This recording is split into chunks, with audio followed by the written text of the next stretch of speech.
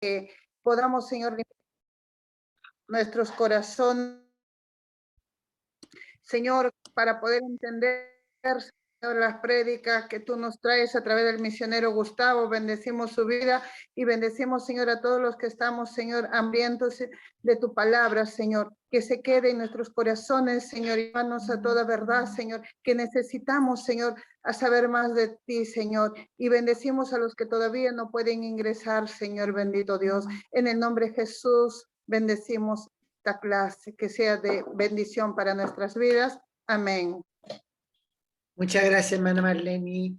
Bueno, ya nos queda poquito del libro de Isaías. Vamos la clase de hoy, más 2 clases más, ya estaríamos terminando lo que es la clase de Isaías. Un cachito. Estaríamos terminando lo que es la clase de Isaías, así que ya nos queda poquito. Ya se nos acaba. Así que, bueno, también saludar a todos los que se están conectando por la radio, ¿cierto? Que recuerden que estamos en Radio Tiempo, la 103.9, en este estudio bíblico de Isaías. Así que a todos les ¿están pidiendo el link?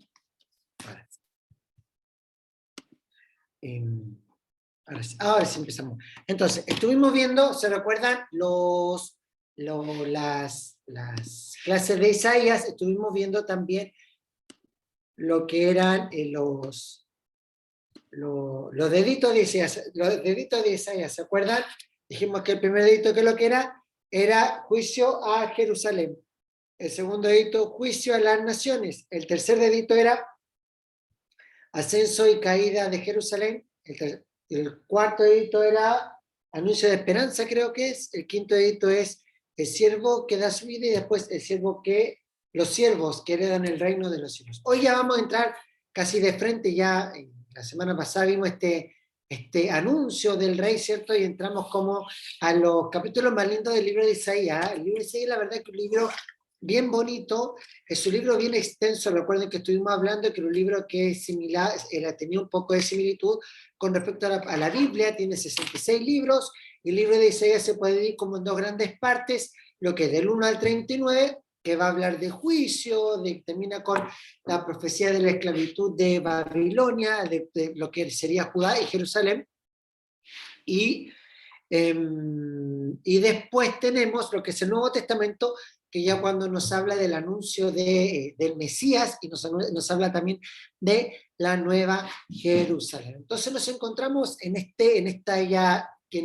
la quinta etapa del libro de Isaías, cuando estamos viendo el tema de las profecías con respecto a Cristo. Hoy vamos a ver lo que es de 45 al 50, ¿ya? La próxima semana vamos a ver lo que es del 51 al 56, por ahí, y la semana subsiguiente, que ya terminaríamos el libro de Isaías, nos correspondería de los últimos 8 capítulos, ¿ya? Así que la semana que viene vamos a hacer una mirada con respecto a cuáles son las profecías que Isaías da con respecto a Cristo, y en qué momento se cumplen a través del ministerio de Jesús, como una forma de ver el cumplimiento de la palabra del Señor en el libro de Isaías. Nos quedamos hace como ya 3 semanas atrás, que no hemos tenido porque estuvimos grabando. Ahora pasamos de ahora las clases el día miércoles para el día jueves, pero nos quedamos la semana pasada, la clase pasada mejor dicho, se recuerdan con la profecía del rey Ciro,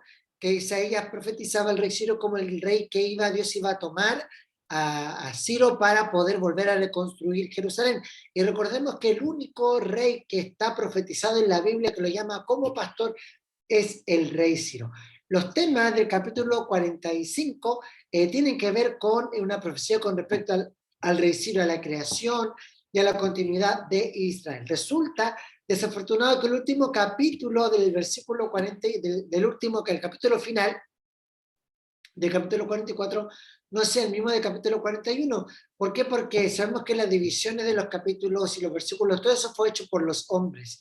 Pero vamos a repasar lo que dice el 44:28, ya, el 44:28, que fue el último capítulo que quedamos semanas atrás. Dice: yo soy el que dice de Ciro, es mi pastor y cumplirá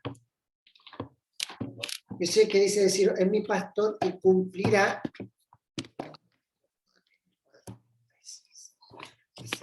Y cumplirá todo lo que yo quiero al decir a Jerusalén será edificada y al templo serán puestos tus cimientos. Ciro fue nombrado casi 200 años de haber nacido. Recordemos que la profecía de Isaías de la cautividad por parte de Babilonia se hizo 100 años antes. Recordemos que Israel estuvo 70 años cautivo en Babilonia, así que aproximadamente 370 a 200 años Dios está profetizando por medio del profeta Isaías con respecto a Ciro. Esta profecía es una profecía poco común, ha hecho que los críticos construyan como que no fuera parte del libro de Isaías, pero sabemos que fue el profeta Isaías quien lo nombra para que pudiera dar un impulso de fe al pueblo de Israel. La pregunta es ¿por qué Ciro fue señalado 2 siglos antes de su nacimiento? Se postulan 3 razones. Las razones por las cuales Ciro es señalado en el capítulo 44 es, en primer lugar, fue para identificar claramente el tiempo en que Dios iba a restablecer Jerusalén. La primera señal por la cual Dios nombra a Ciro es para identificar el tiempo en el cual Dios iba a restablecer Jerusalén. ¿Por qué? Porque cuando Ciro apareciera en escena, no iba a quedar ninguna duda de que era el momento del volver, de la reconstrucción, ¿ya? Otra razón por la cual Isaías nombra a Ciro es para mostrar la exactitud de la profecía por parte de Dios. La exactitud de la profecía por parte de Dios. ¿Por qué? Pensemos, si Isaías profetiza en gran parte, obviamente Isaías es el mayor profeta mesiánico del Antiguo Testamento. Entonces, si la profecía que Isaías da con respecto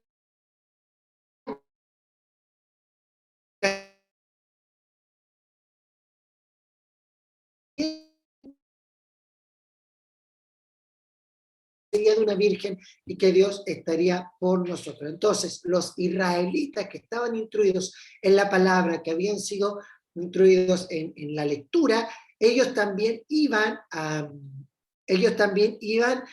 creer y iban a estar preparados para la segunda venida de Cristo. Observemos que Dios llama a Ciro mi pastor y dijo que él cumplirá todo lo que yo quiero y que reedificaría Jerusalén. Recordemos que Dios utilizó a los asirios, que lo que era Siria, ¿cierto? Para destruir el reino del norte, y ya Babilonia fue llevado por el reino del sur para destruir Jerusalén. Los hombres que Dios usó para llevar a cabo estos eventos eran hombres malvados, eran hombres perversos, pero que Dios también los juzgó por lo que habían hecho. Pero en el caso de Ciro, la profecía de Ciro es diferente. ¿Por qué? Porque Dios lo llama pastor. Creemos que cuando lleguemos al cielo, ¿cierto? Todos estamos con... Dios nos va a sorprender. Primero por las personas que están allí, ¿cierto? Por todos los que están en el reino de los cielos y que no nos esperábamos que estuvieran allá, ¿cierto? Pero también nos vamos a sorprender por aquellas personas que creíamos que podían estar en el reino de los cielos y no se van a encontrar allí. Resulta interesante destacar esta frase, que Ciro va a cumplir todo lo que yo quiero. También puede decirse como que Dios está diciendo, bueno, Ciro va a cumplir todo lo que yo deseo, ¿ya? Entonces, tanto los asirios como los babilónicos cumplieron el deseo de la cautividad, de ser el método que Dios utilizó para enjuiciar al pueblo de Israel. Pero Ciro también está en los planes y en los propósitos de Dios para poder cumplir la voluntad. Y esta es la tercera razón por la cual Dios profetiza sobre Ciro. La tercera razón es para mostrar que Dios utiliza cualquier método para llevar adelante su soberanía. Entonces ahora pensemos, ¿cuáles son las 3 razones? En primer lugar, para poder identificar el momento en el cual Jerusalén iba a ser reconstruida, ¿cierto? Identificar el momento en el cual Jerusalén iba a ser reconstruida. En segundo lugar, para aumentar la fe. Si las profecías de Ciro se cumplían, también se habrían de cumplir las profecías con respecto al Salvador. Y en tercer lugar, para que Dios nos muestra que Él es soberano en tomar los instrumentos para llevar adelante sus promesas. Y es así como llegamos al capítulo 40 al capítulo 45, ¿ya? Llamado a Ciro antes de que éste naciera. Así dice, el 45.1 dice, así dice el Señor es ungido, al cual tomé yo por mano derecha para sujetar a las naciones. Hablamos de que esta profecía está dada 200 años antes. Vino desde Babilonia, era todo lo que era la zona de Irán, lo que era la zona de Irak, donde estaba la antigua Babel. La mayoría de los gobernantes de esa época, de la época de Ciro, eran fanfarrones, eran arrogantes, eran soberbios, les gustaba hacer alarde de lo que supuestamente habían realizado. Había que tomar las cosas que ellos decían con mucho escepticismo. ¿Por qué? Porque los registros históricos magnificaron su grandeza y de una manera no creíble. Pero en el caso de Ciro, la historia nos muestra un rey mucho más difícil, un rey mucho más distinto, perdón, un rey que no se enfocó en los grandes logros ni se jactó de sus hazañas, pero sí fue un rey que pudo conquistar el mundo a su tiempo. Observemos de que Dios está llamando a Ciro un rey que no es israelita, un rey pagano como su ungido, un título que solamente se aplica al Señor Jesús. ¿Por qué Dios entonces dio este título a Ciro? ¿Por qué? Porque él llevó a cabo la voluntad de Dios y libertó a los israelitas del cautiverio, permitiéndoles regresar a la tierra prometida. Y también animó a los israelitas que no regresaron a enviar regalos valiosos, sino que llegaron para poder levantar el pueblo del rey. En otras palabras, Ciro es como una sombra de Jesús, una sombra del Mesías y un anuncio un poco de lo que habría de venir en futuro. Ciro es utilizado para la reconstrucción física de Jerusalén y del templo, pero Jesús es utilizado por Dios para la reconstrucción espiritual. Ahora, ¿a qué se refieren las puertas que están mencionadas aquí en el capítulo, en el versículo 1? Evidentemente son una referencia a las numerosas puertas de Babilonia que impedían que Israel regresara a Palestina, claro, porque los judíos estaban cautivos en Babilonia y no se les abrían las puertas en un símbolo de libertad. Dice que para abrir puertas delante de puertas que no se cerrarán, las puertas se abrirían para que pudieran volver a Israel. ¿Ya? El versículo 3 nos habla que va a dar tesoros escondidos para que sepa que yo soy el Señor, el Dios de Israel, que te pongo nombre. Los ricos tesoros de Babilonia que los reyes habían obtenido como botín de guerra, especialmente los de Jerusalén. Recordemos que cuando ¿por qué Babilonia va a atacar a los israelitas? Porque Ezequiel le muestra todos los tesoros de la casa del rey, todos los tesoros del templo. Entonces los babilónicos dijeron, hay mucho oro en Israel, entonces y saquean y se llevan todo. Pero cuando vuelven a levantar, vuelven a Israel, a Jerusalén, a levantar el templo, se abren las puertas, se abren las arcas de los tesoros babilónicos y les entregan los utensilios que el pueblo de Israel necesitaba para poder volver a llevar adelante el templo. O sea, no tan solo volvían a Jerusalén, sino que volvían con los utensilios que Dios les había entregado por medio de Salomón. Y en el versículo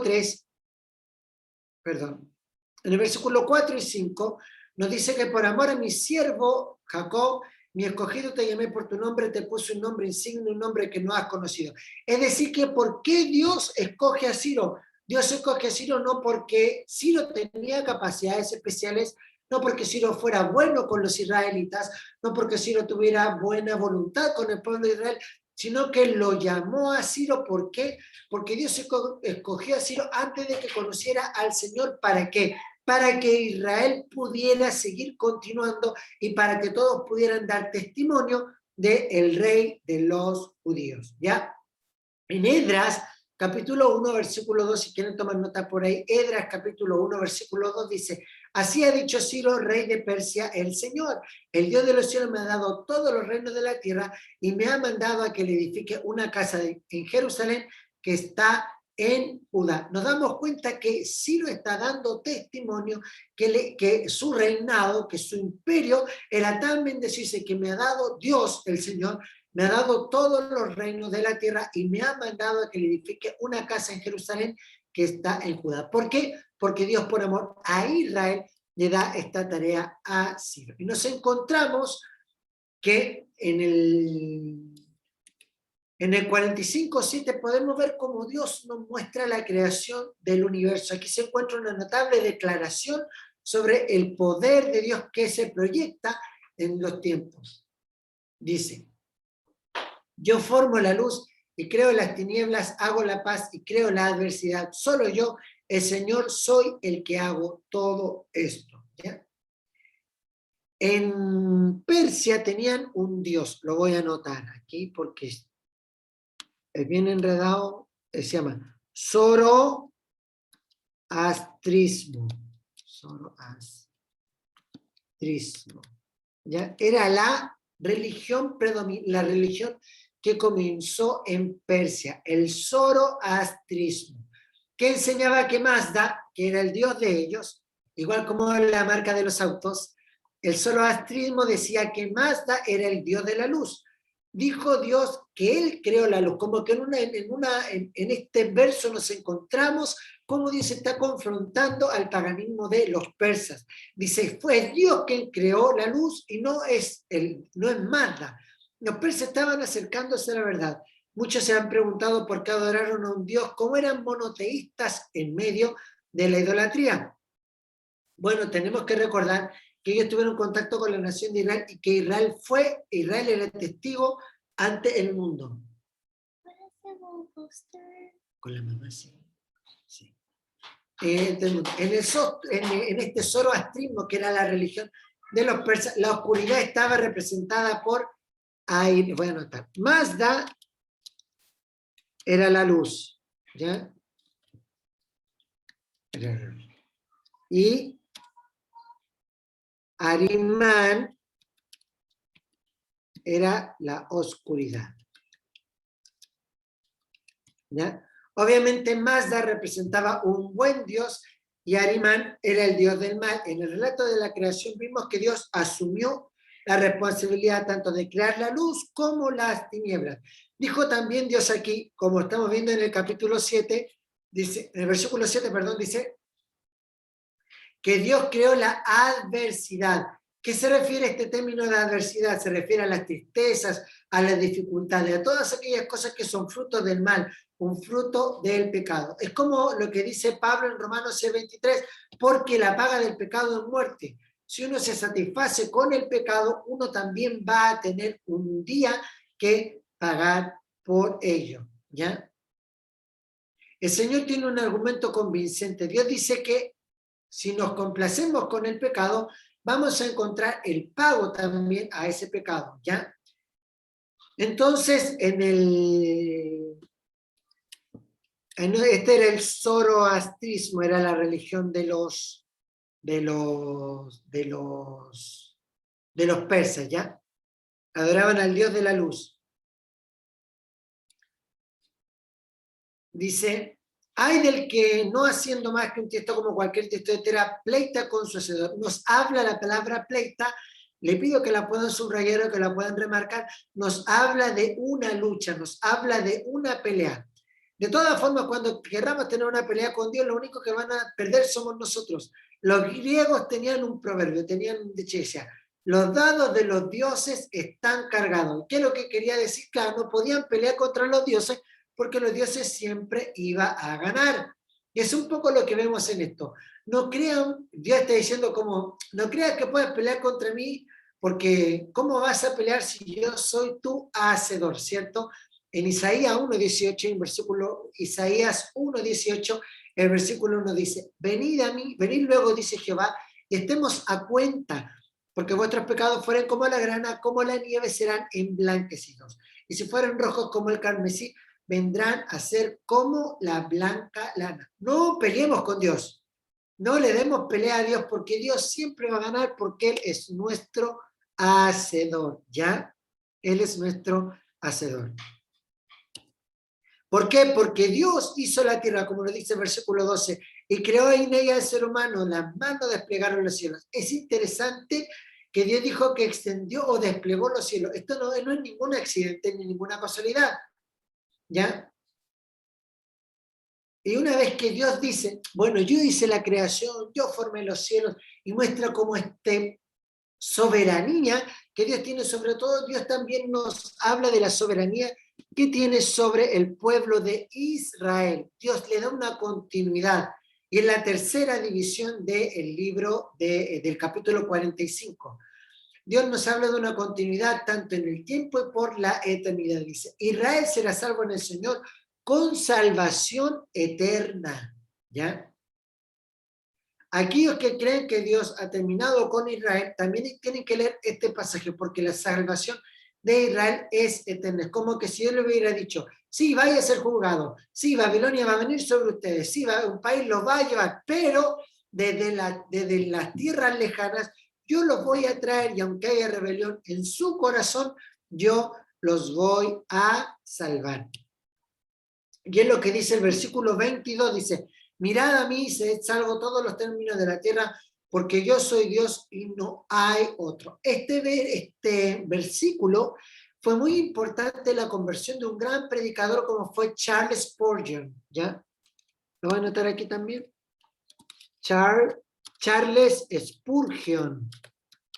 Charles Spurgeon fue un gran predicador, él se dirigió a una iglesia cuando escuchó esto y se dio cuenta cuán importante, decía, mirad a mí, se salvo todos los términos de la tierra, y en este momento él dijo, si yo recibo la salvación, yo también tengo que ser un canal para que otros puedan aceptar y bendecir al Señor. Entonces vemos este capítulo 53 con estas tres divisiones, ¿cierto? Que muestra a Ciro como el instrumento tomado por Dios. Después nos va a mostrar desde el versículo 7 hasta el versículo 16, que nos habla de la soberanía de Dios, como Dios es superior incluso a los mismos dioses o a las creencias que tenían los persas. ¿Por qué? Porque Ciro pudo haber dicho, bueno, yo me encargué de levantar el Jerusalén, el templo, y puedo darlo a los dioses de los persas, pero Dios sabía bien que tenían que encaminar su adoración a Dios. Y por último, vemos desde el versículo 17 hasta el terminar,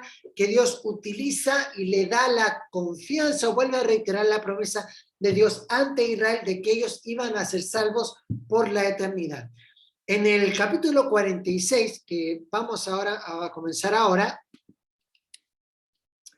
hay un fuerte pronunciamiento en juicio contra los ídolos, ¿ya? El capítulo 46 contiene una de las sátiras mejor logradas contra la idolatría que podemos encontrar en toda la Biblia. Va a partir con el anuncio de la derrota de los ídolos de Babilonia, ¿ya? Va a partir con el anuncio de la derrota de los ídolos de Babilonia. Esto es bastante extraño, ya que Babilonia aún no era, en la época que Isaías escribe el libro, en la época que Isaías escribe la profecía, Babilonia ni siquiera era un país con poder mundial. Recordemos que en esa época los asirios estaban como la potencia. Babilonia era un país joven que estaba comenzando a avanzar, un reino que estaba comenzando a crecer, y no eran amigos de Israel, es más, eran amigos. Recuerden que en los capítulos 36 y 39 van a visitar a Ezequías alegrándose de que Isaías no había muerto y él había conseguido 15 años más. ¿Pero por qué? Recordemos que Babilonia estaba en el mismo lugar que la Torre de Babel y tenía un peso espiritual idolátrico muy importante y muy trascendental, ¿ya? Y es así como en el 46.1 nos habla de Bel y de Nebo, ¿ya? Bel y Nebo eran dos dioses babilónicos. Bel era la forma abreviada de Baal, ¿ya? De Baal. Y es la primera parte de Belzebú, ¿ya? Bel es la forma abreviada de Baal y era la primera parte de la palabra Belzebú, que todos sabemos que son nombres que se le acreditan al diablo, ¿ya? Que se le acreditan al diablo. Y Nebo, que es el segundo dios, dice, se ha postrado Bel y se abatió Nebo. Nebo significa orador o profeta, ¿ya? Orador o profeta. Tenemos un dato bien curioso. Cuando Pablo y Bernabé se acuerdan que fueron a Listra y la gente pensaba que Bernabé era Bel o Júpiter, y que Pablo era Mercurio. ¿Se recuerdan que Bernabé es Júpiter y Pablo es Mercurio? Bernabé no. Júpiter es la imagen griega. No, es la imagen romana de Bel, ¿ya? Y Nebo es la imagen romana de Mercurio. ¿Por qué? Porque Pablo era el que más hablaba y Bernabé era como el mentor de Pablo. Entonces, cuando los de Listra ven a Júpiter y a Mercurio en Bernabé y Pablo respectivamente, se están refiriendo a Bel y a Nebo, que es la imagen romana de los dioses babilónicos. Detrás de los dioses, de los ídolos de aquel día, también en Babilonia existía mucha adoración satánica, ¿ya? Mucha adoración satánica. Y el versículo 3 nos va a hablar, que dice, oídme casa de Jacob y todo el resto de la casa de Israel, lo que yo he traído desde el vientre, lo que habéis sido llevado desde la matriz. Dios dijo que estaba llevando a Israel como una madre llevaba a una criatura en su vientre, como que era dolor de parto. Y dice en el 4, dice, hasta vuestra vejez yo seré el mismo y hasta vuestras canas os sostendré. Yo el que hice, yo os llevaré, os sostendré y os guardaré. Aquí vemos la diferencia entre un Dios verdadero y la diferencia entre un Dios falso. ¿Ya? Dios no solo había llevado a la nación de Israel, pero Él había llevado a cada individuo desde su nacimiento hasta su tumba. Y la pregunta es qué nos tenemos que hacer. Hoy nuestra creencia, hoy nuestra fe nos está dirigiendo o hoy nosotros estamos dirigiendo nuestra fe. Me explico. Yo vivo por mi fe o yo trato de justificar mis actos con mi fe. Lo vuelvo a decir, hoy está nuestra fe guiándonos o nosotros estamos utilizando nuestra fe para justificar nuestras acciones. Dios es quien llevó nuestros pecados. Lo vamos a ver la semana que viene. Dice, Él llevó nuestras enfermedades y sufrió nuestros dolores. El mismo apóstol Pedro dice, echad vuestra ansiedad sobre Él porque Él tiene cuidado de vosotros. ¿Ya? ¿A quién asemejáis, me igualáis y me comparáis para que seamos semejantes? La razón por la que resulta tan difícil explicar a Dios, que es un Dios infinito, y nosotros somos limitados y vivimos en un universo limitado, es como que hablamos en distintos idiomas. No hay nada con lo que podamos comparar a Dios. Dios no puede ser reducido a nuestros términos sin perder su significado. ¿Ya?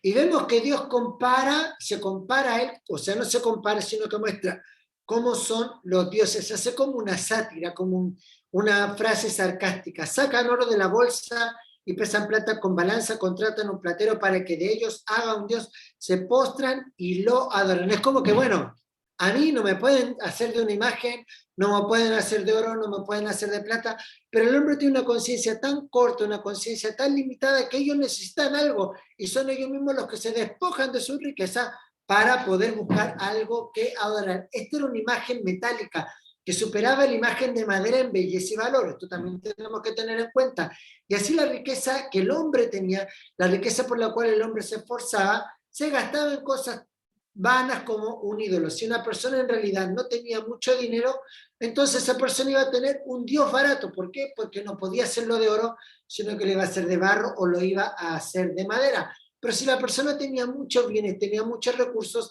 esa persona sí podía tener un dios rico porque tenía más capacidad. En realidad, equivalía a que los seres humanos adoraban a su propia obra, se adoraban a sí mismos. Es una forma del humanismo que hoy lo estamos viendo muy, pero muy latente, no tan solo en el mundo, sino que también en muchas iglesias. La superación personal, la superación del hombre hoy está marcando una tendencia muy, pero muy grande. Y mire lo que dice en el versículo 7. Nos dice, luego se lo echan sobre los hombros, lo llevan, lo colocan en su lugar, allí se está sin moverse de su sitio. Le gritan, pero tampoco responden y libra de tribulación. ¿Qué imagen más nos recuerda a estos el Señor de los Milagros, la Virgen de Luján, en Chile sería la Virgen de los Vázquez, que ellos mismos cargan sus ídolos, los ponen en un rincón, pero no pueden hacer nada. Y es lo que dice el versículo 9, dice, acordaos de las cosas pasadas de los tiempos antiguos, porque yo soy Dios y no hay otro Dios. Yo soy Dios y no hay ninguno como yo. Hoy también hay mucha idolatría contemporánea, hoy también hay mucha idolatría en muchos términos, pero tenemos que enfrentar esta realidad. Para algunos asistir a la iglesia también se constituye una verdadera carga, pero Dios no quiere que llevemos estas cargas. ¿Por qué? Porque son una carga de religiosidad y la religión nos pesa. Hay muchas personas que están cargando con ídolos a cuestas, aún dentro de la misma casa del Señor. Pero Dios no quiere que nosotros estemos cargados, sino que Dios quiere ayudarnos a llevar las cargas. Entonces, ¿cómo nos despedimos ahora de esta carga? El mismo Señor dijo en el capítulo 43, versículo 25. 43, 25 dice, yo soy el que borro tus rebeliones por amor de mí mismo y no me acordaré de tus pecados. Yo soy el que borro tus rebeliones por mí mismo y no me acordaré de tus pecados. ¿Ya? Y llegamos al capítulo 47, que nos va a hablar sobre la decadencia de Babilonia. El capítulo 47 es un capítulo muy importante en el libro de Isaías, porque nos muestra el tercer juicio a Babilonia. ¿Ya? El capítulo 47 nos va a mostrar el tercer juicio a Babilonia. El primer juicio de Babilonia está en Isaías 13:14. Isaías 13:14 es la primera profecía contra Babilonia. El segundo juicio está en Isaías 21, ¿ya? Isaías 21. Y el tercer juicio lo tenemos ahora en Isaías 47, ¿ya? Hay un significado espiritual para nosotros en la actualidad, aunque no tenemos nada que ver con la Babilonia ni del pasado, ni la del futuro del libro de Apocalipsis. La del pasado dejó secuelas, la del pasado dejó rastros, que son la idolatría. En Babilonia también tenía mucho valor político. Babel representa el lugar donde se concentra todo el poder político del mundo y que obviamente al final va a estar controlado por el anticristo. Pueden verse tendencias hoy actualmente en las asociaciones comerciales para poder unificar todo. Y hoy también estamos viendo que se habla mucho sobre una unidad religiosa. Es decir, que estamos viendo que esta Babilonia espiritual del último tiempo también se está poniendo en pie. Y el versículo capítulo 47 pasa hablando y dice, el término baja o desciende en el polvo es el mandato de Dios a Babilonia, ¿ya? De la misma manera que un perro es obligado a obedecer a su amo, esa es la manera que Dios va a hablar a Babilonia, la gran potencia mundial, cuando llegue el tiempo de su caída. Esa fue la forma en que el Señor trata para destruir a este hombre, a esta Babilonia. Le ordena, baja, desciende, pierde tu trono, porque nunca más te llamarán tierna y delicada. Babilonia fue llamada una virgen porque aún no ha sido capturada por ningún enemigo. Por eso que dice, siéntate en el polvo, virgen, hija de Babilonia. En la época de la profecía no había sido capturada por nadie. Babilonia estaba apenas surgiendo, adquiriendo poder, aunque tenía una historia muy antigua, desde Génesis 11 con Nimrod y la Torre de Babel. ¿Cierto? Y Babilonia tenía mucha similitud arquitectónica a lo que eran las escalonadas de la Torre de Babel y las estructuras arquitectónicas, ¿ya? En el versículo 2 dice, habla de la humillación, toma las piedras, muele la harina, quítate el velo, levanta tu falda, desnuda tus piernas. Son palabras que describen la humillación a la que Babilonia va a ser sometida al final. Este reino que había maltratado a Israel llegará el día en que iba a ser abatida. La desnudez se ha convertido hoy en algo popular, pero degrada a los seres humanos. ¿Por qué? Porque rebaja su nivel de dignidad personal, ¿ya? La persona que andaba desnuda puede estar manifestando tendencias o emociones reprimidas que perturban su comportamiento. Es por eso que Dios dice que va a quedar expuesta su desnudez, su vergüenza, y Dios va a tomar venganza, y no hará que nadie quede libre. ¿Y cómo va a ser esto? Por medio que Dios la entrega de Israel a Babilonia, ¿ya?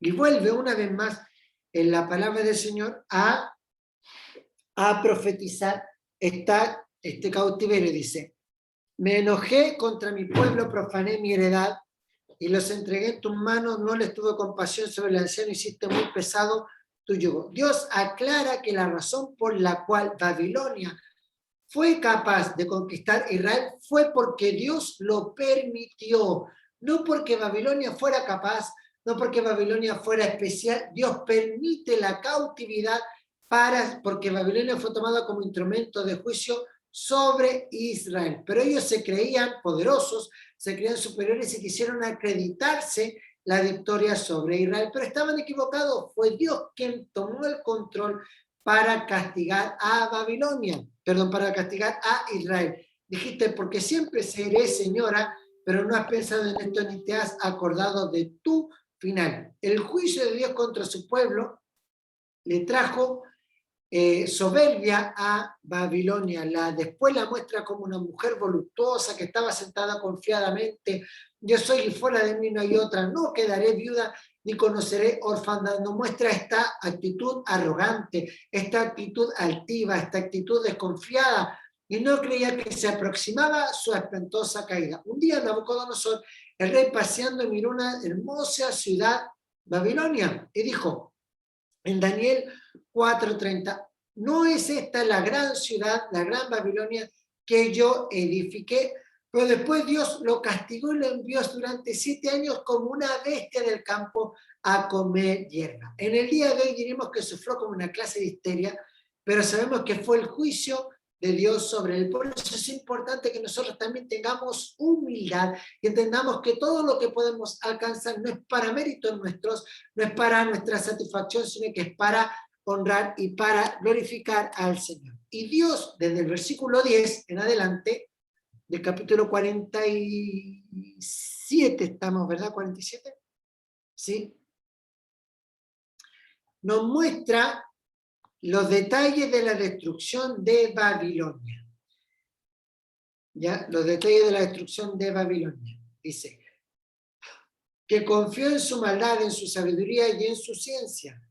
Existe grave peligro de que una nación o un ser humano se enaltezca en su orgullo, pensando que es capaz de hacer las cosas por sí mismos. Hoy vivimos en una época en la que los hombres pueden llegar a enriquecerse, no porque estén haciendo un gran servicio o una gran contribución a la humanidad, sino porque forman parte de un sistema que degrada a otras personas, elevando nuestra dignidad. En otras palabras, se aprovechan de los más pobres, ¿cierto?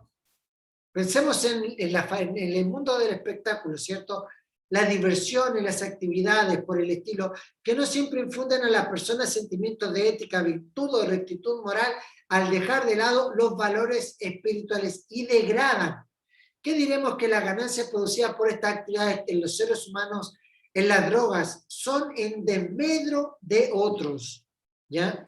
Son actividades encubiertas, son actividades ilegales, que obviamente pasan desapercibidas a la sociedad, pero Dios la ve y la juzga como juzga a Babilonia, como va a juzgar a Babilonia. ¿Ya?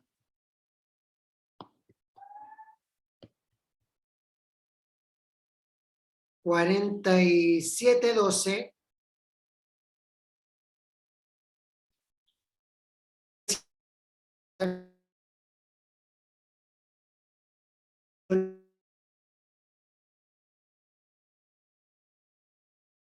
sigue con tus hechizos, en lo que te fatigaste la juventud, quizás podrás mejorarte, quizás te fortalecerás, como que los entrega, como dice Romano, los entregó a sus mentes reprobadas. En esencia, Dios le preguntó a ese reino, ¿pensaba que era algo bueno? ¿Por qué no confías en esas prácticas para que te soluciones? Y lo que le dice, te ha fatigado, y muestra a una Babilonia confundida, ¿cierto?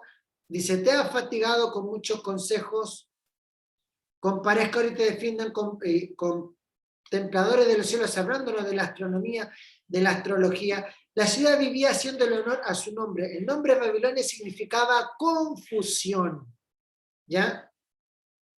Aquella gran ciudad dependía de su fuerza, de su poder económico y de la totalidad de la totalidad del producto de su país.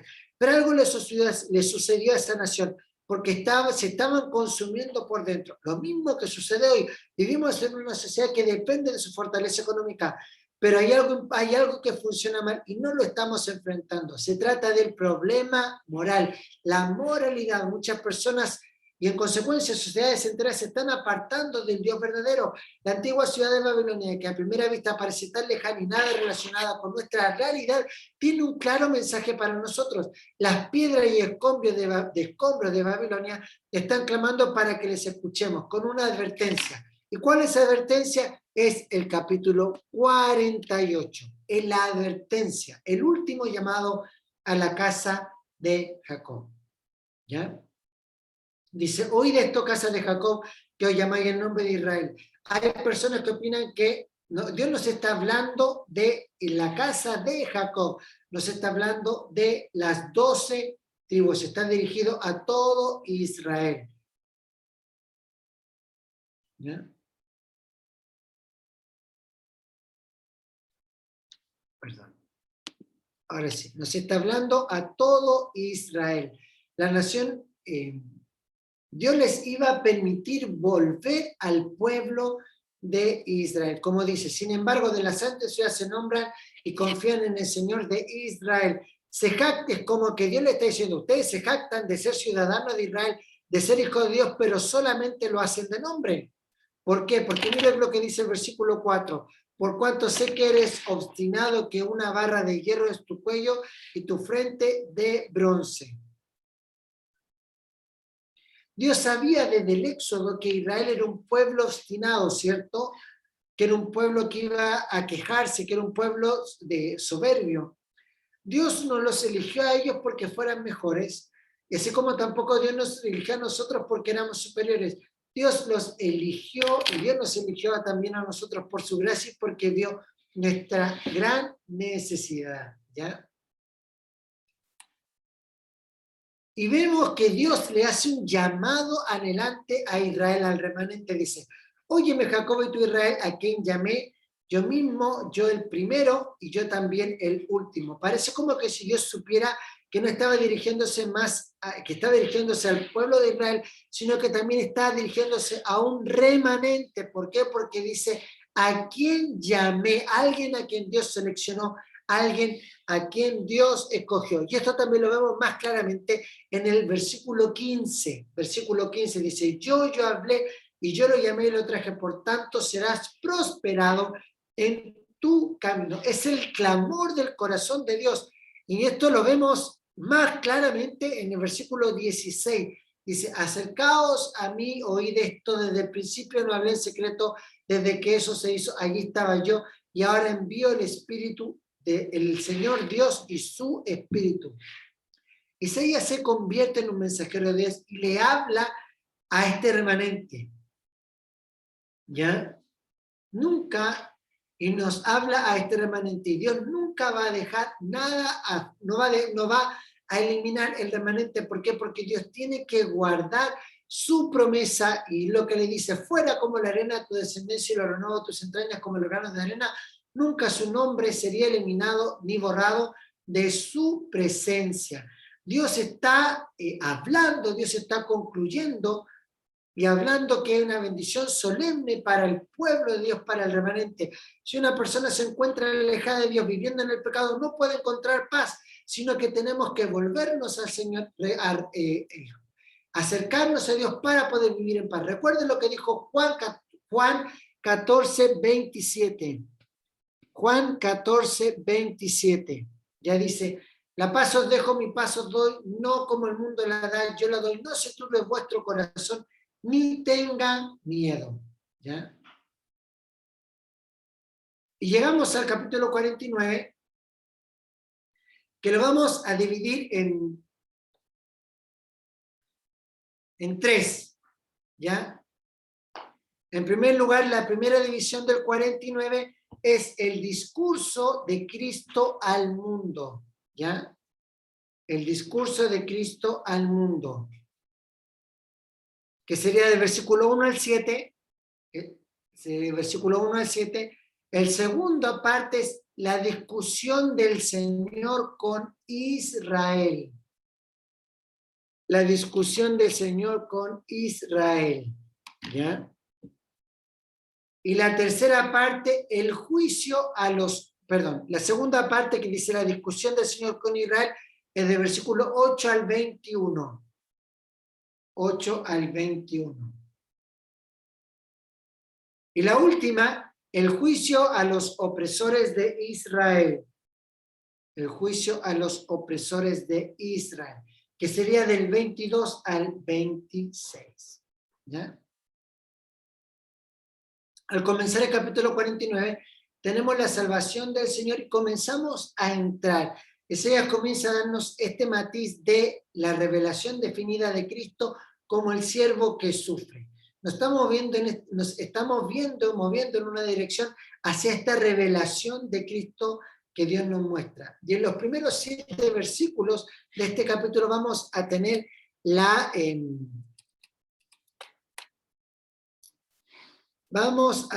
el discurso de Cristo al mundo. Al iniciar este capítulo escuchamos a un discurso de Cristo tan claro como lo escucharon los apóstoles. Vemos a un Cristo poniéndose en movimiento para convertirse en el Salvador del mundo. ¿Cierto? Como es, oírme consta y escuchar. El Señor me llamó desde el seno materno, desde las entrañas de mi madre, tuvo de mi memoria. Cristo estaba llamando aquí a las naciones del mundo para que le escucharan. Él recibió el nombre de Jesús antes de haber nacido y este nombre debe ser proclamado por el mundo. ¿Por qué? Porque es el nombre del Salvador que el mundo necesita. Y dice que puso una boca como espada afilada. Esta espada aguda era la palabra de Dios. Recordemos que en Apocalipsis 19 el jinete del caballo blanco nos dice que de su boca sale una espada aguda para herir con ella a las naciones. Es el juicio de las naciones, pero ese juicio de las naciones ¿por medio de qué?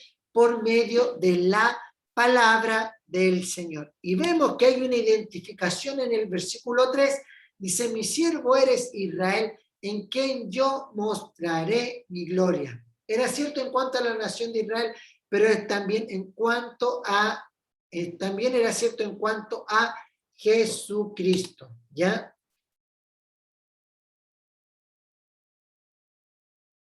Dice que 4 dice, pero yo dije, por demás he trabajado en vano y sin provecho agotado mis fuerzas, pero mi causa está delante del Señor y mi recompensa con Dios, ¿ya?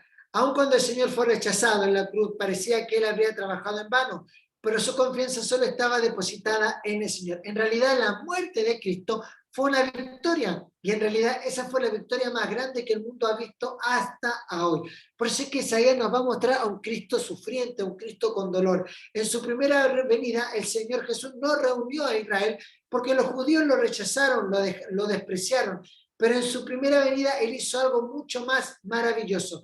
A pesar de ser rechazado, Dios trajo la salvación al mundo y los propósitos de Dios no fueron frustrados por las maquinaciones del hombre, ¿ya?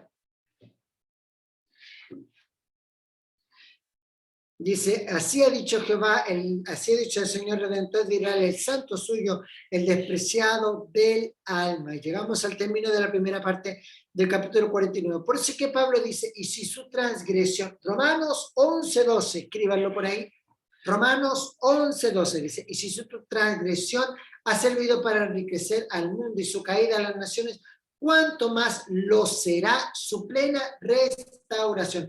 Es decir, que el rechazo de Cristo por parte de Israel significó que el Evangelio fue difundido hasta lo último de la tierra. Piense que en ese futuro Dios también nos va a hacer parte del pueblo de Israel. Y comienza la segunda parte del capítulo 49 que nos habla de la discusión con Israel. ¿Ya? Esta discusión está basada en la restauración. ¿Ya? Restauración. Una discusión basada en la restauración. Así dijo el Señor: en tiempo favorable te guié, en el día de salvación te ayudé, te guardaré, te daré por pacto al pueblo para que restaure la tierra. Dios escucha la oración de Cristo y aquel que fue crucificado por la nación. Pero ellos también un día se van a adorar a Dios. Dice: cantad cielos alabanza, porque el Señor ha consolado a su pueblo y de sus pobres tendrá misericordia. Los propósitos de Dios en la tierra se centran en Israel. Cuando ellos estén de regreso en su tierra, entonces los cielos se alegrarán. Sin embargo, todo está más o menos fuera de lugar. ¿Por qué? Porque Israel debería estar en la tierra en lugar de bendición, sirviendo a Dios, pero no es así. La iglesia debería estar en el cielo con Cristo, pero la iglesia aún se encuentra en este mundo. El diablo debería estar en el infierno, sin embargo, el diablo está recorriendo la tierra, buscando a quien devorar. Jesús debería estar sentado sobre el trono de esta tierra, gobernando este mundo, pero hoy el Señor se encuentra a la derecha de Dios. Así que hay varias cosas que tienen que cambiar para que ocupen su lugar apropiado, ¿ya? Incluso el pueblo de Israel piensa que ha sido abandonado, como lo dicen los versículos 14 al 16. Parte: pero me dejó el Señor, dijo Sión. Dice: aunque ella lo olvide, yo nunca me olvidaré de ti. Y aquí que en las palmas de la mano te tengo esculpida, delante de mí están siempre tu muro. Y es una de las primeras profecías o una sombra de lo que Cristo iba a sufrir en la cruz con los clavos en sus manos.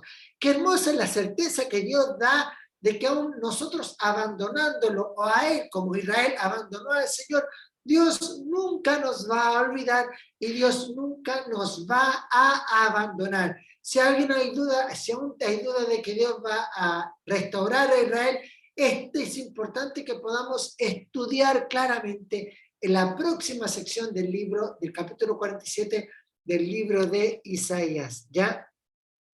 Una digresión. El juicio de los opresores de Israel. ¿Ya? Dios le estaba asegurando a aquella nación de Israel que las naciones no judías, que las naciones impías iban a ayudar en la restauración final de la nación a su tierra. Hasta ese momento las naciones lo habían dispersado, lo habían repartido, lo cual es una profecía que se cumple hasta el día de hoy. Gran Bretaña, recién en el siglo pasado, abrió la tierra de Israel para los judíos.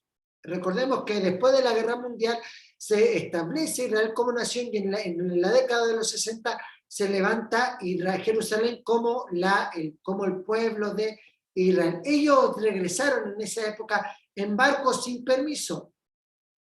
Tuvieron muchas persecuciones, como la última gran holocausto de la Segunda Guerra Mundial. Sin embargo, en el día postrero, en el día que todos esperamos, Dios va a llevar adelante al pueblo de Israel, ¿ya? Como lo dicen 50:22, he aquí yo tenderé mi mano a las naciones y a los pueblos levantaré mi bandera, traerán en brazos a sus hijos y tus hijas serán traídas en los hombros, ¿ya? Y llegamos al capítulo 50, que aquí incluye la razón para el rechazo de Israel de Cristo, la razón por la cual Israel rechazó a Cristo. Este rechazo de Cristo por parte de Israel constituye el obstáculo que deben superar antes de que hayan bendiciones para ellos. Él vino como su Mesías. Juan lo dice en Juan capítulo 1, o que se lo había escrito. Juan capítulo 1, versículo 11 dice: vino a los que era suyo, pero los suyos no le recibieron. Ahora en el capítulo 50 dice, versículo 1 al 4, Dios Padre indica la razón por la cual Israel rechaza a Cristo, ¿ya? 51 dice, ¿qué es la carta de divorcio de vuestra madre con la cual yo la repudié?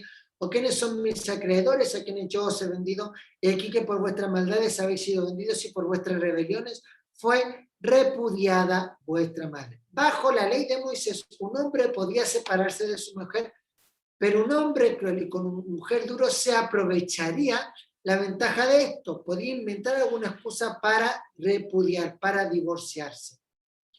Dios le preguntó a Israel si sabían el motivo por el cual él les había dejado de lado. Obvio que con toda certeza, ¿por qué? Porque Israel era esta mujer que había